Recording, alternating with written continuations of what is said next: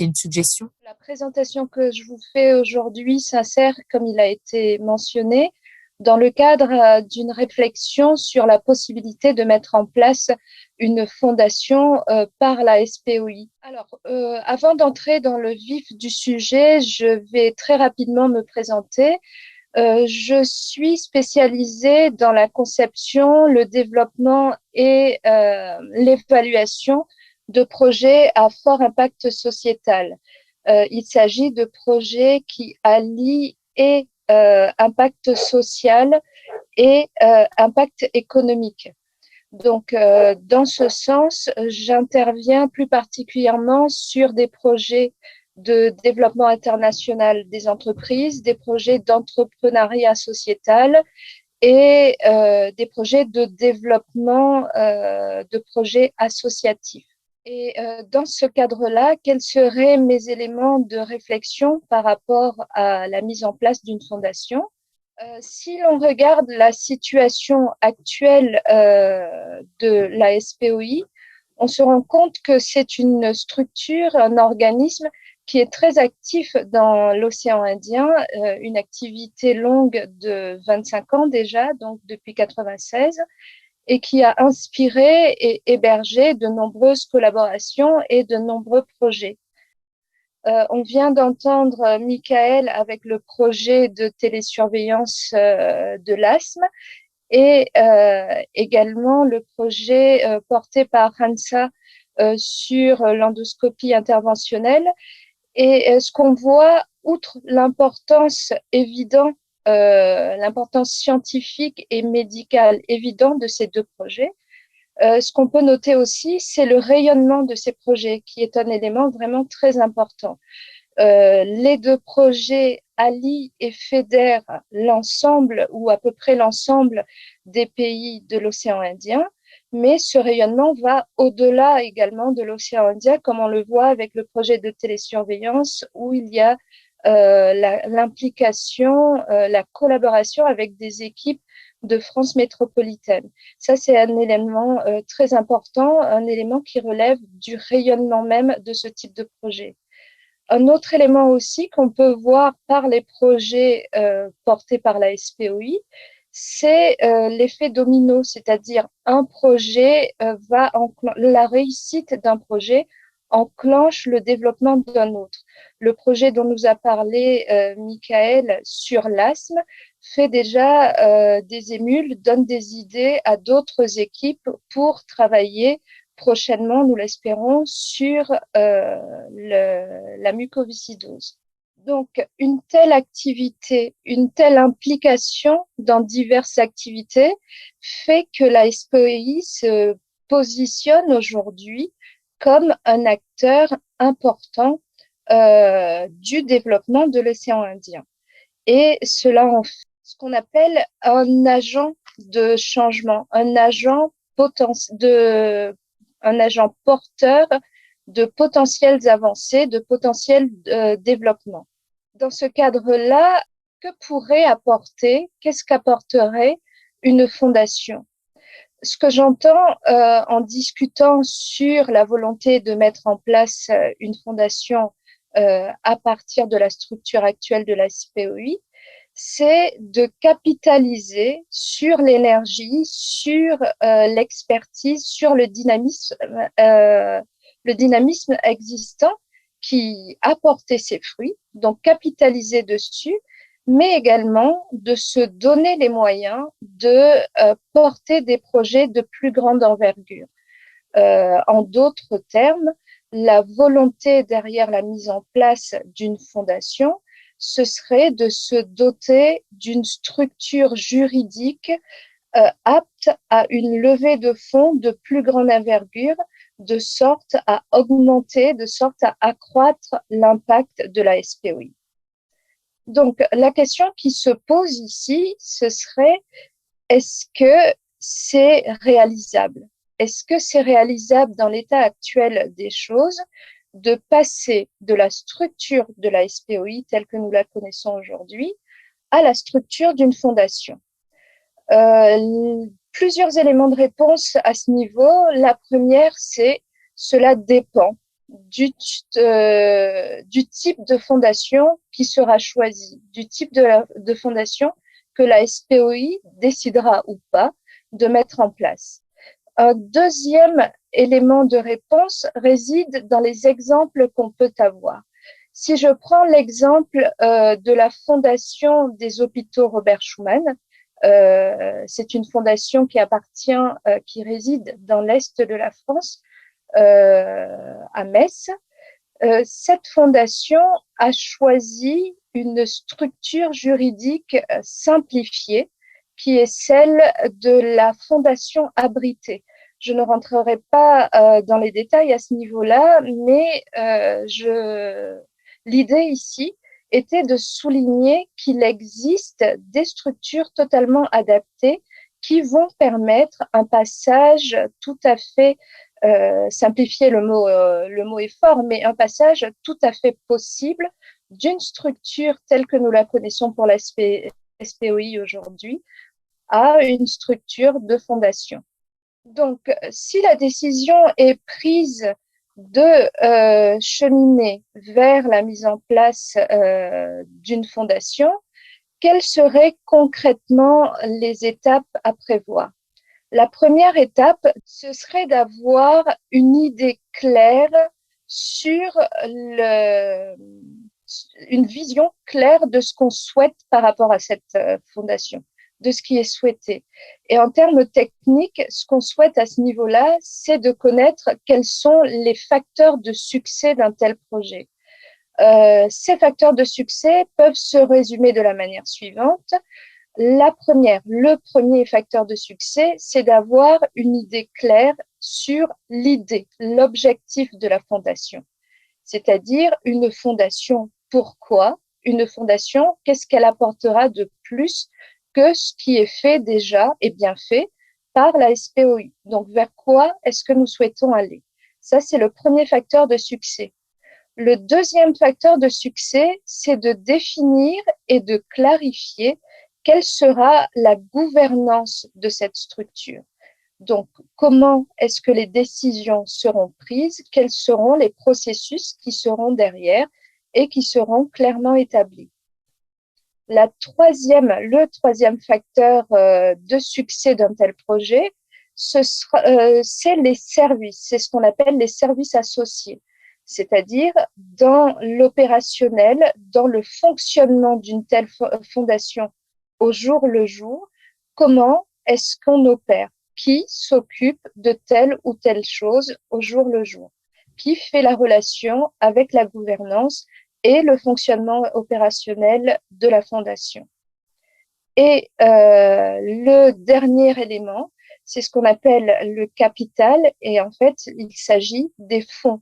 Comment est-ce qu'on rend pérenne cette structure? Qu'est-ce qui est prévu pour faire des levées de fonds pour la structure? Et qu'est-ce qui est prévu pour gérer ces levées de fonds? Qu'est-ce qui est prévu pour utiliser ces fonds afin de servir l'objectif? Ici, un des objectifs de la Fondation serait donc le financement de projets, des projets à impact, des projets qui servent cette région de l'océan Indien. Et donc, l'outil qu'on utilise le plus communément pour répondre à ce type de questions, donc les questions sur les facteurs de succès, c'est ce qu'on appelle un business plan. Donc, le business plan, son objectif est de clarifier toutes les zones d'ombre qu'on peut avoir dans la conception d'un projet. Son objectif est d'apporter des réponses à toutes les questions de sorte à avoir une idée claire, une vision claire, de sorte à avoir une feuille de route claire pour le projet.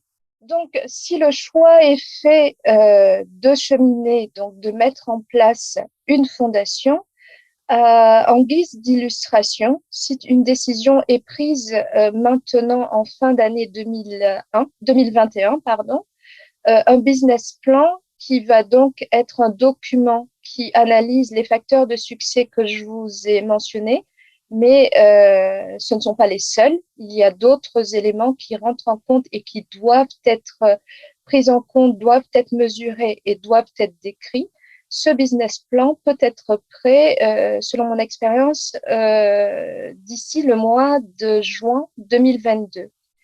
Et dans le cas où la décision est prise de partir sur une structure simplifiée telle que la fondation abritée, dont je vous parlais tout à l'heure, qui est la plus simple des structurations pour une fondation, celle-ci peut être montée d'ici décembre 2022. Et le temps de mettre en place ce que j'ai appelé ici les événements de fundraising, c'est-à-dire le moyen de lever de fonds, sachant que chaque fondation doit avoir défini au départ quel est le moyen, comme je vous le disais tout à l'heure, quel est le moyen d'assurer la pérennité financière de la structure. Donc, ceci peut être mis en place durant l'année de 2023. Et dans ce cas-là, les premiers financements de projets à partir de la fondation peuvent être prévus, mais tout ceci reste prévisionnel, peuvent être prévus pour 2023, pour l'année 2023. Ceci clôt ma présentation et je suis tout à fait disponible pour vos questions à ce sujet. Merci beaucoup Véronique pour cette présentation. Moi, je voulais juste quand même, voilà, parce que les mots ont quand même du sens, dire d'une part que il n'est pas question que la SPOI évolue vers une fondation. La SPOI, on a besoin d'une société savante dans l'océan Indien, donc je le dis pour rassurer nos collègues. Donc ça, je pense que ça va rester, c'est à nous de le décider. C'est plutôt la création d'un autre outil de type fondation pour nous permettre de mener à bien nos projets tels qu'ils ont été présentés là et bien d'autres. Voilà. Et ce que je voulais juste dire, c'est que avant ces projets-là, il y en a eu d'autres. Il y a eu notamment le projet Mada Biomass qui a été fait à Madagascar, qui a été financé par beaucoup de personnes au niveau de structures, au niveau de la SPOI, qui a fait l'objet aussi de deux masters d'épidémiologie et de biostatistique. Et on est en train d'écrire les articles. Donc, il y a eu d'autres projets auparavant. Voilà. Donc, je voulais juste rassurer surtout nos collègues les plus anciens qui ont créé la SPOI sur le fait que voilà, ça va pas être une évolution de la SPOI, c'est la création d'un autre outil au service de la SPOI, au service de tous, pour recueillir des financements et essayer de financer les projets. Mais là, la liste, bien évidemment, n'est pas exhaustive. C'était juste voilà une petite remarque de forme. Merci pour cet exposé. Je pense qu'il faut quand même qu'on évolue effectivement dans ce sens-là, parce que si on a des projets, etc., effectivement, il faut. Alors, comment pour le fundraising, comment vous procédez dans ce cas-là, pour lever de fonds, où on trouve ce financement, comment ça se passe? Là, je suis un tout petit peu ignare à ce niveau-là. Alors, la question est tout à fait justifiée. Vous n'êtes pas du tout ignare parce qu'on se la pose tous. Et justement, l'objectif du business plan, c'est de mettre en place une structure adaptée, une structure de fundraising qui serait adaptée à cette fondation en particulier. Il n'y a pas de recette toute faite pour les éléments, pour les activités de fundraising.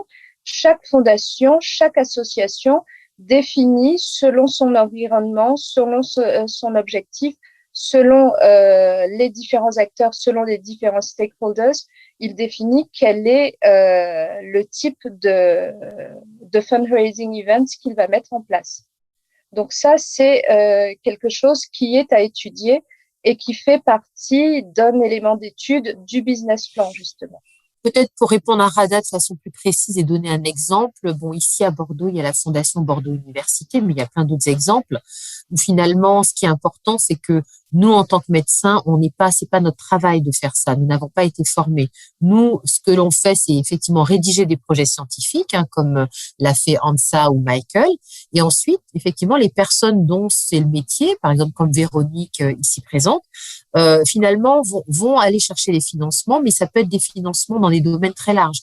On pense souvent à l'industrie pharmaceutique et des prestataires avec lesquels on travaille, mais ce ne sont pas les seules sources de financement. Ça peut être des sources de financement dans le domaine industriel, dans le domaine également sociétal en fonction de là où on évolue. peut-être qu'à La Réunion, il y a des gens qui sont prêts à donner leur argent pour soutenir la recherche, par exemple, ou à Maurice. Donc, c'est quand même très, très large. Et ici, par exemple, au niveau de Bordeaux, il y a des industriels qui financent la fondation. Donc, il n'y a pas que des gens, des acteurs dans le domaine de la santé. Et ça, c'est vraiment au comité exécutif de la fondation qui se mettra en place, si elle voit le jour, qui vont décider de la stratégie, de qu'est-ce qu'on fait, qu'est-ce qu'on s'interdit, voilà. Ça, c'est après au sein de la fondation.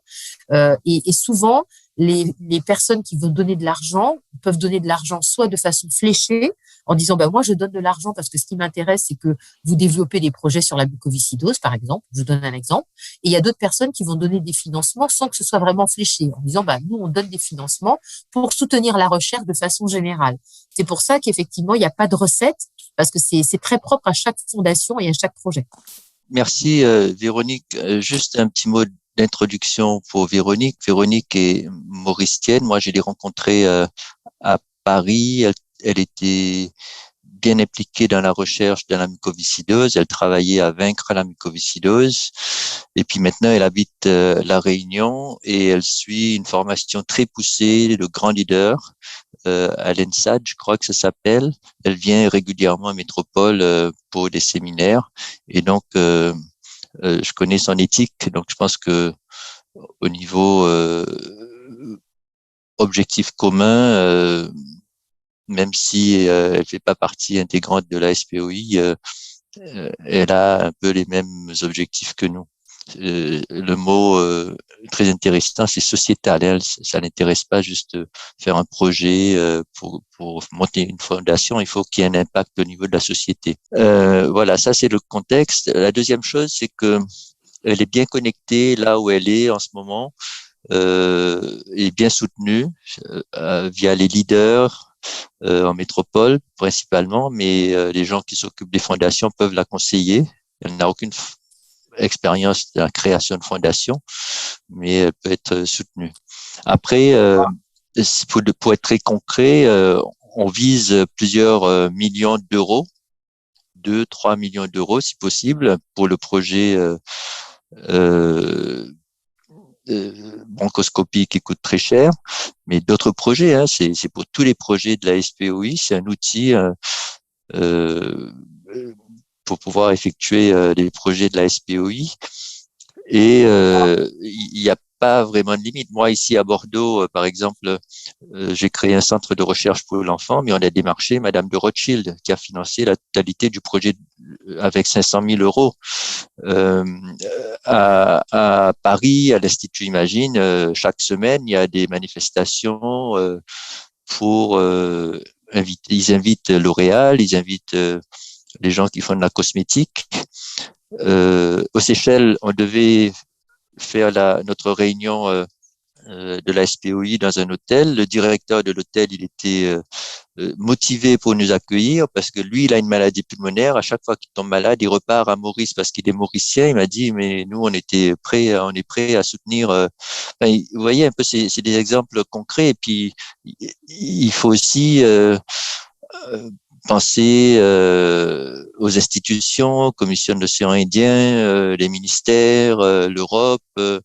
C'est pas notre job, mais je sais pas ce que c'est un peu le loto, mais il y a d'autres exemples de fondations qui ont bien marché, mais la décision qu'il va falloir prendre, c'est est-ce que c'est un trop gros projet ou est-ce et donc on laisse de côté pour l'instant, ou est-ce qu'on en profite parce qu'il y a des gens qui sont motivés, qui sont dans le temps, peut-être le moment. Enfin, je ne sais pas, j'ai pas la réponse. C'est une discussion qu'il va falloir avoir un peu en privé. On va pas décider là sur le moment dans les 10 minutes qui suivent, je pense. Mais c'est plus pour tout à l'heure, Rada, tu disais il faut voir un petit peu ce que les autres veulent faire. Ça, c'est quelques idées, des discussions, mais dans l'Assemblée, il y a peut-être d'autres personnes qui ont d'autres idées, qui ont d'autres projets. Au contraire, justement, il faut un steering committee et puis capter ces projets. Enfin, le projet de Hansa, par exemple, ça vient d'elle, c'est son idée. Moi, je me suis dit, il faut l'aider, celle-là, parce que elle a tout ce qu'il faut. Alors, si vous le permettez, effectivement, je vais rebondir sur ce que disait Michael. Quand on a évoqué ce projet de mise en place d'une fondation, et Chantal a bien fait de le corriger, ce n'est pas une évolution de la SPOI en fondation, mais utiliser la fondation pour donner les moyens d'action à la SPOI. Quand on a évoqué cette idée avec Michael et Chantal, je vous avoue que personnellement, avant d'accepter de prendre en charge un tel projet, je me suis interrogée. Et j'ai interrogé les gens autour de moi pour savoir de quoi il en retournait. J'ai eu l'opportunité et la chance de discuter avec les fondateurs justement de cette fondation Robert Schuman à Metz qui ont proposé, si jamais la décision était prise d'aller dans ce sens, qui ont proposé de m'accompagner dans les exemples qu'ils ont faits et dans la structuration avec leurs conseils, avec leur expertise pour éviter les écueils et pour aller au plus vite dans la réalisation. Ça d'une part. Et d'autre part, Michael parlait du contact que je peux avoir avec des décideurs à travers la formation que je suis aujourd'hui. Effectivement, je leur ai parlé de ce projet-là, justement. Et ce qu'il en ressort, c'est qu'il y a une très forte volonté de la part des investisseurs de s'intéresser à ce type de projet. Parce que de plus en plus, ils vont vers ce qu'ils appellent le meaningful investment. Des fois, c'est un peu politique aussi. Ils sont dans une mouvance où on dit qu'on veut aller vers un investissement écologique, un investissement sociétal, un investissement social. Et ben, tant qu'à faire, autant proposer à ces investisseurs des projets qui sont réellement euh, qui ont un réel impact. Pas des projets qui vont être mis en place pour demander ces financements-là, pour profiter de ces financements, mais bien des projets qui servent, qui ont une utilité et qui vont utiliser réellement ces fonds qui sont disponibles. Donc, pour revenir aux commentaires de Michael, il y a réellement une opportunité de développer ce type de projet actuellement.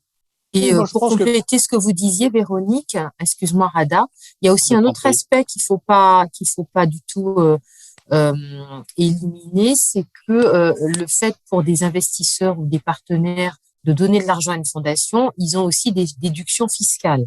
Et ça, c'est aussi pour ça que ils sont très intéressés à donner de l'argent à des fondations. Voilà. Donc ça, c'est un point important. Du coup, ce qui est pour moi qui est beaucoup travaillé avec des investisseurs au niveau de la Fondation Bordeaux Université, en tant que médecin et en tant que chercheur, ce qui est bien, c'est que la fondation permet aussi de protéger le chercheur ou le médecin parce que directement celui qui donne de l'argent n'a pas d'influence directe sur le projet. Et ça, c'est très important aussi parce que vous savez quand même on est dans un contexte aussi de lien d'intérêt qui existe, parfois de conflit d'intérêt. Et donc, la fondation, de par sa structure juridique, ce sont les fundraisers qui vont négocier l'aspect financier. Et derrière, il peut y avoir des comités de pilotage pour informer bien sûr les donateurs de comment évolue le projet, mais on n'a pas de prise directe entre le financeur et celui qui réalise le projet. Et ça, je trouve que c'est vraiment très confortable dans le contexte d'aujourd'hui. Voilà ce que je voulais rajouter. le but, justement, quand on avait monté la SPOI, c'est pour le bien-être de nos patients de l'océan Indien. Voilà, c'était le final de notre projet, c'est toujours penser à comment faire pour améliorer la santé de nos patients de l'océan Indien. Voilà, c'est ce travail. Donc, en faisant cette collaboration, je crois que si tout ceci va dans ce sens-là, moi, je suis très, très, très partant et je suis très, très heureux. Parce que là, effectivement, bon, quand on va dans un business, il y a toujours ce problème, effectivement, qui dit business veut dire aussi intérêt financier, etc. Mais nous, il faut qu'on reste toujours, on garde cette éthique. C'est toujours, si on travaille tous là maintenant, nous sommes en train de faire donner de notre temps volontaire. C'est vraiment parce qu'on a envie parce que nous faisons partie de cet océan Indien et on a envie qu'effectivement tout ce qu'on a comme connaissances, etc. aujourd'hui soit au profit de notre patient. Voilà, c'est ça. Si ça va dans ce sens-là, moi je suis très très heureux. Et en plus, ça peut permettre aussi à l'avenir, mais ça sera aux membres du steering committee et de la fondation de le décider, de faire la promotion aussi d'actions de prévention et d'information. On en parlait justement en début de notre journée, en disant, bon, voilà, se mobiliser, mais pour ça, il faut de l'argent, il faut des moyens. Donc, moi, je remercie en tout cas Mike de nous avoir fait rencontrer Véronique, hein, bien sûr, parce que j'ai quand même l'impression qu'on est un peu à la croisée des chemins. C'est vrai que c'est pas facile de décider aujourd'hui parce on est toujours dans cette période de pandémie et donc on a tous été impactés. Mais pour autant, je pense que c'est bien de se projeter vers l'avenir aussi parce que le monde continuera à tourner, il faut continuer à avancer. Donc moi j'espère, je sais pas s'il y a d'autres personnes qui ont bien sûr des remarques ou des questions, mais ce que je vous proposerais comme marche à suivre maintenant que Véronique nous a présenté les grandes lignes du projet, c'est de pouvoir faire une assemblée générale un peu extraordinaire pour qu'on puisse discuter entre nous, pour qu'on voit ce qu'on prend comme décision formelle, parce qu'il y a quand même des engagements à prendre derrière, notamment vis-à-vis de Véronique, mais pas que, et savoir en fonction du calendrier qu'elle nous a fixé ce que l'on décide et ce que l'on souhaite. Voilà. Mais il y a peut-être encore d'autres questions générales à lui poser. Il y a quelques années, il me semble qu'il y avait déjà eu ce genre de questions. Tu vas me reprendre si je me trompe. Ouba Paratian, ton frère, avait parlé sans nommer de fondation, de recherche, de financement. Rappelle-toi, il y a quelques années, Ouba avait lancé ce genre de choses. Oui, c'est vrai. Et ça a tourné court. Oui, mais je pense pas qu'il est allé trop bien loin parce qu'effectivement, je crois que les négociations n'ont pas fonctionné. Et puis bon, je pense que les gens n'étaient pas vraiment très intéressés. Donc ça c'est vrai que tu as tout à fait raison de remarquer ça. Mais bon, à l'époque effectivement, parce que on cherchait justement des moyens effectivement parce que rappelle-toi effectivement, on était très dépendant justement des laboratoires et ça devenait un petit peu compliqué parce qu'on voulait pas que on voulait quand même à un moment donné se tenir sur nos jambes. Et là effectivement, on voulait chercher autre chose de la Commission de l'océan Indien. Ici, moi j'étais en contact. J'ai l'impression qu'effectivement, ça, c'est quelque chose qui était caduque. On n'a pas pu aller loin. Et maintenant qu'il y a Madame Véronique pose une fondation, ce serait quand même intéressant de faire cette expérience. Je me dis, si vous avez eu l'idée il y a quelques années, c'est que il y a un besoin et puis c'était une bonne idée. Sur la partie pratique, c'était peut-être difficile à l'époque, pour une raison ou une autre, où on n'a pas eu le temps, où le côté réglementaire était encore trop compliqué et tout ça.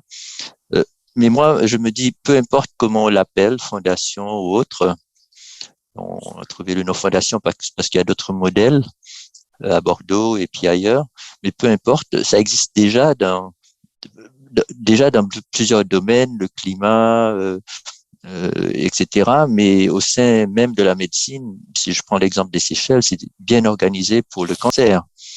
Et il faut qu'on décide si les maladies respiratoires de l'enfant et de l'adulte se qualifient ou méritent une extension de son bras finance. Après, moi, je me dis, on peut avoir une société qui a une bonne réputation, qui a des objectifs clairs, et avec cette société, on peut créer une fondation, mais l'inverse n'est pas vrai. On peut pas créer une fondation et puis avoir une société. C'est parce qu'il y a une société avec une réputation, une trajectoire, et tout ça peut être compris des gens en expliquant les choses clairement, qu'on aura peut-être un peu d'aide, je sais pas moi, de Bill Gates ou autre, mais on veut pas juste dire on crée quelque chose pour s'occuper des maladies respiratoires. C'est basé sur la société de l'océan Indien, de Pneumo.